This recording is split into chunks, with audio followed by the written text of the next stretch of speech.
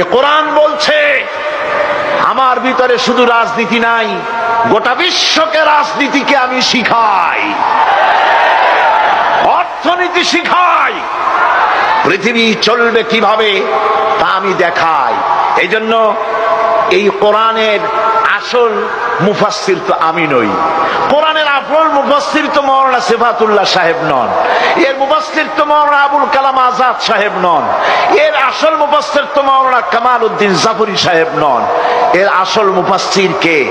কোরআনের আসল মুফাসসির, genuine authentic interpreter, আল্লাহর পক্ষ থেকে নিয়োগ প্রাপ্ত মূল মুফাসসির যিনি, মূল তরজমানুল কোরআন, কোরআনের ভাষ্যকার যিনি, তিনি হচ্ছেন সর্বকালের সর্বযুগের সর্বশ্রেষ্ঠ মহামানব বিশ্বনবী জনাবে মুহাম্মদ রাসূলুল্লাহ সাল্লাল্লাহু আলাইহি ওয়াসাল্লাম।